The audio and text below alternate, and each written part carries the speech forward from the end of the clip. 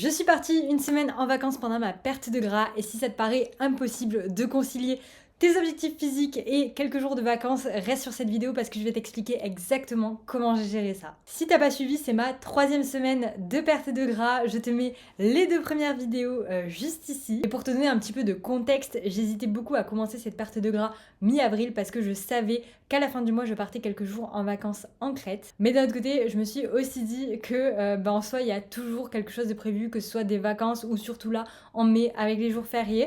Donc autant commencer maintenant, puisque je le dis toujours, mais il n'y a pas de bon moment.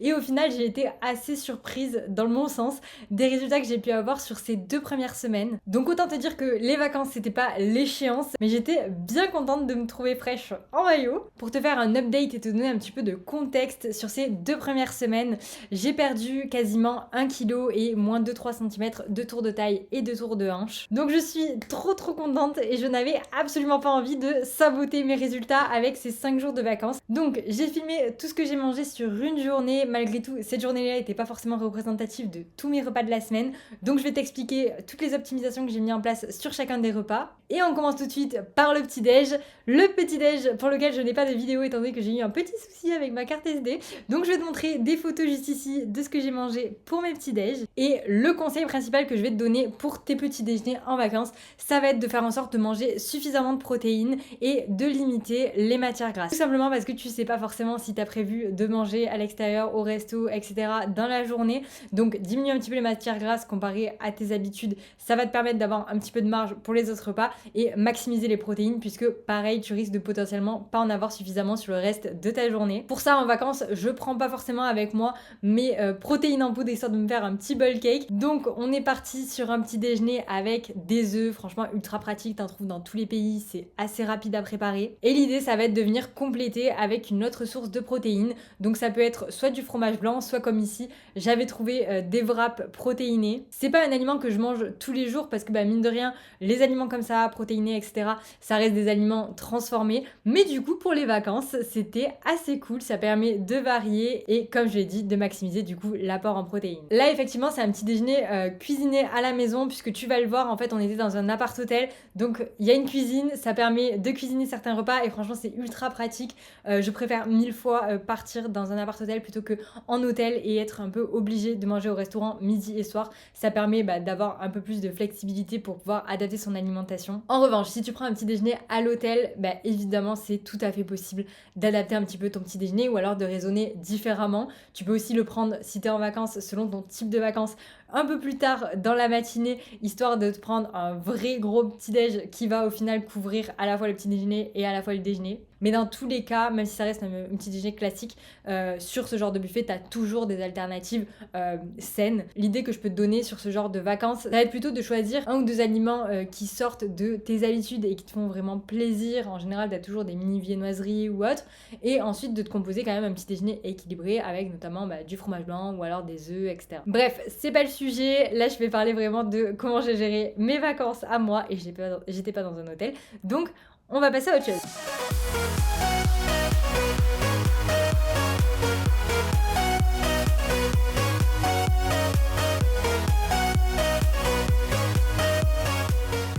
La majorité des midis, on est quand même parti sur des pique-niques parce qu'on était soit à la plage, soit en rando. Pareil, ça permet d'adapter un petit peu et de choisir ce qu'on a envie de manger. Donc c'était à base de salade de pommes de terre ou de riz avec du thon, avec des tomates, avec parfois de la salade, parfois de la feta aussi et un petit peu d'huile d'olive. Je te parlerai du coup à la fin de cette journée comment j'ai géré les repas à l'extérieur, les restos, l'alcool, etc. J'avais pas forcément prévu de goûter, j'ai pas spécialement mangé d'ailleurs de goûter tout au long de la semaine étant donné que en général avec mes parents on fait un petit apéro vers 18h30, 19h. Donc mon goûter se transformait plus ou moins en petit apéro avant le repas.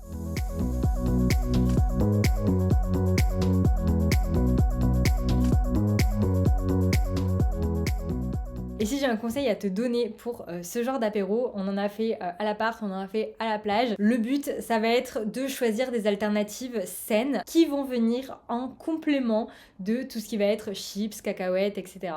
Tout simplement parce que si tu as uniquement des chips et des cacahuètes devant toi, tu auras forcément envie d'en manger et tu vas en manger et c'est ok. Mais si tu as aussi des dips de carottes, des tomates cerises ou peut-être des chips un peu plus légères, comme les chips de lentilles, etc., tu vas tout autant manger, mais tu vas beaucoup plus varier et du coup tu vas manger en soi beaucoup moins de chips et de cacahuètes que ce que tu aurais mangé s'il y avait eu que ça comme proposition sur la table. Et l'autre tip que je peux te donner, c'est te rappeler que tu n'es pas obligé de consommer de l'alcool quand tu fais un apéro et que parfois les occasions s'y prêtent plus que d'autres. Donc pareil, je reparlerai de l'alcool juste après, mais typiquement sur l'apéro de la journée, j'étais plutôt au Coca Zéro.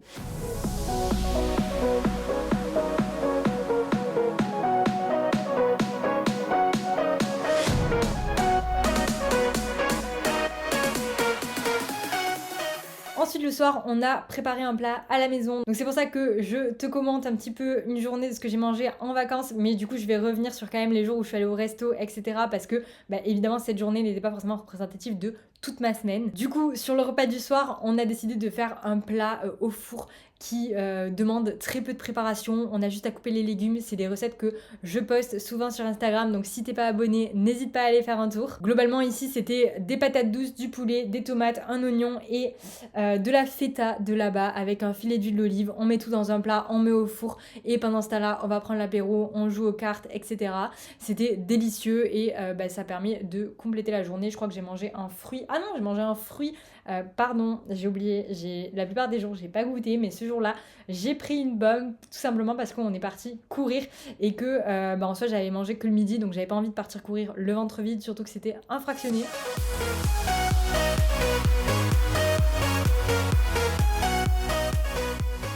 Et donc j'en profite pour parler du sport.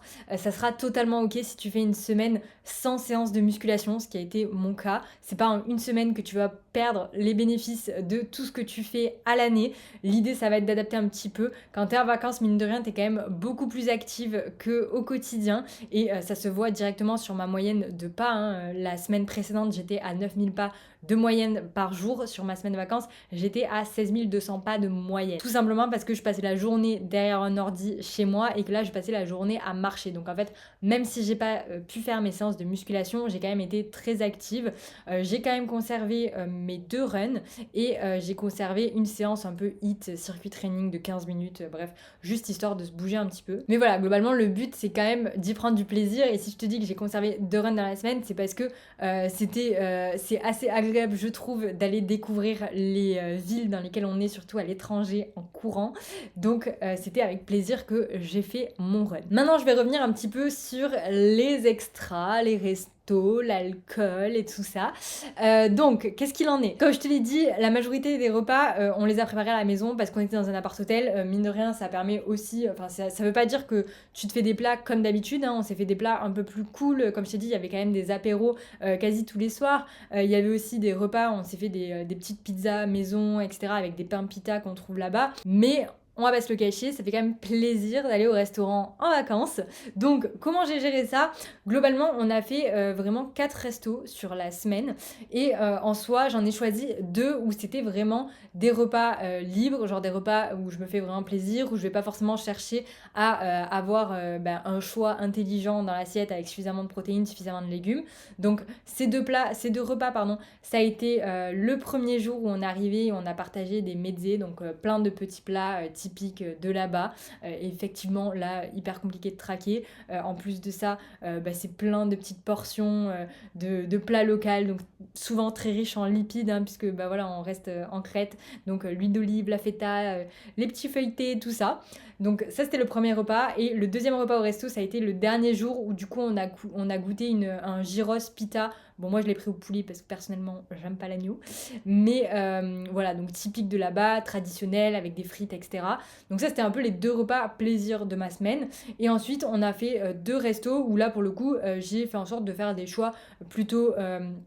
intéressant par rapport à mes objectifs et j'étais totalement ok avec ça parce que mine de rien ça reste des choix que j'adore, mais typiquement sur un resto il y a beaucoup de grill, barbecue, etc. J'ai choisi du poulet grillé, donc du poulet au barbecue, et j'ai demandé une salade à la place des frites. Je te mettrai la photo. La portion de protéines était assez intéressante comme tu peux le voir et j'ai tout mangé. Et le deuxième c'était un soir où du coup on avait pris des brochettes à emporter pour l'aspect pratique. Pareil, comme je te dis, là-bas il y a beaucoup de trucs au barbecue, etc. Donc j'avais pris des brochettes de poulet et en soi l'accompagnement on l'avait fait à la maison, on avait fait revenir des patates et des champignons. Donc c'était très bien et c'est comme ça que j'ai géré du coup mes restos de la semaine et c'est comme ça que je t'incite à faire si vraiment tu as des objectifs physiques. Le but c'est pas de se sentir frustré, c'est de voir un petit peu voilà sur quel repas je suis ok avec le fait de me faire vraiment plaisir et de prendre un plat qui va peut-être être plus riche que ce que j'aurais consommé en temps normal, mais c'est ok, c'est les vacances et tu as tout à fait le droit d'en profiter. Et quels sont les repas sur lesquels j'ai plutôt envie de faire un choix en adéquation avec mes objectifs et que je peux facilement intégrer dans ma journée, ou en tout cas qui va me permettre de pouvoir facilement adapter les autres repas pour l'intégrer dans ma journée. En ce qui concerne l'alcool, du coup, comme je t'ai dit, la plupart du temps j'ai plutôt tendance à choisir des boissons sans alcool. Majoritairement du Coca zéro. En fait, la consommation d'alcool, pour moi en tout cas, et ça concerne que moi, mais ça va beaucoup dépendre de la qualité de ce qu'on me propose et du cadre dans lequel je suis. Ça va être vraiment des moments qui sont choisis. J'en ai bu 3 fois. La première fois, c'était au resto, un verre de vin rouge avec les plats locaux, etc.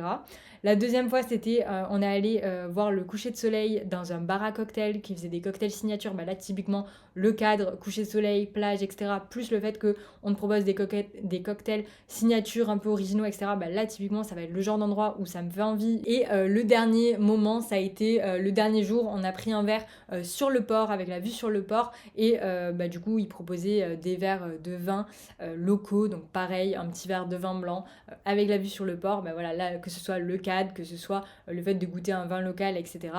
Ça s'y prêtait, j'en avais envie, donc j'en ai consommé. Donc voilà comment j'ai géré mes vacances avec ma perte de gras.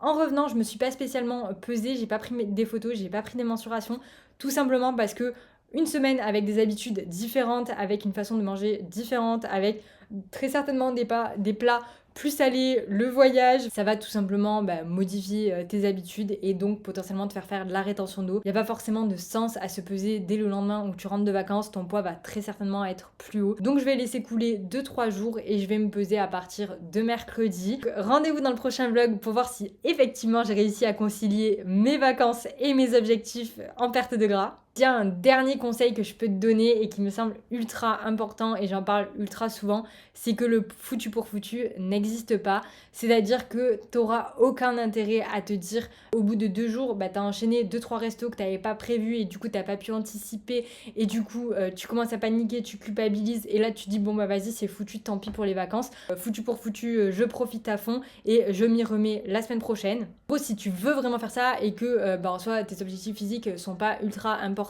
à ce moment-là pour toi, c'est totalement ok. Mais si c'est vraiment juste le fait que tu as l'impression que c'est pas possible et que c'est trop tard et que 2 jours ont déjà gâché tous tes efforts, c'est là que tu as besoin d'écouter ça. Mais le foutu pour foutu n'existe pas dans le sens où même si tu as fait 2 jours plus caloriques qui vont très certainement être au-delà de tes objectifs, etc. Si tu regardes ta moyenne de la semaine, pas du tout la même moyenne avec 2 jours plus haut et le reste qui vont être plus raisonnables qu'avec 7 jours plus haut. Donc en fait, si tu te dis foutu pour foutu, je me fais plaisir et que tu prends même pas le temps de te dire est-ce que ça me fait envie, est-ce que ça me fait pas envie, tu as de fortes chances du coup prendre du poids après tes vacances, te dire que tu as bousillé ta perte de gras, que c'est pas les 2 premiers jours de lâcher prise qui auront eu cet impact, mais toute une semaine entière de lâcher prise. Tu as passé 2 jours et que tu n'as pas réussi à gérer, à adapter, etc. Que c'est pas du tout foutu, au contraire, tu dois plutôt te dire ok, qu'est-ce qui a fait que j'ai pas réussi à adapter? Est-ce que c'était parce que c'était spontané, c'était imprévu? Donc comment je pourrais faire pour, si la situation se représente, faire en sorte que ça arrive moins? Peut-être que je vais privilégier au petit déjeuner principalement des protéines et faire en sorte de bien t'hydrater, hyper important. Mais pareil, en vacances on a tendance à manger peut-être plus salé, peut-être un peu plus grande quantité, etc. Hydrate-toi bien, histoire de pas faire de rétention d'eau. Je suis un peu partie dans tous les sens, mais c'est ultra important que tu gardes en tête que le foutu pour foutu n'existe pas et que tu peux tout à fait te faire plaisir et profiter de tes vacances avec des repas un peu plus riches que d'habitude. tout en parallèle, conciliant tes objectifs physiques avec des choix plus raisonnés. Vraiment cet équilibre qui est la clé et qui te permettra d'avoir des résultats sur le long terme, qui te permettra aussi d'avoir confiance en toi, en tes choix, en ta capacité à atteindre les objectifs que tu t'es fixés. Si tu as peur de ne pas y arriver seul, que tu as besoin d'un soutien, évidemment, n'hésite pas à m'envoyer un message. Je parle de tes objectifs, de tes problématiques. Je te montre comment je travaille avec les filles. Je mets les liens en description. Sur ce, je te fais des bisous ma girl.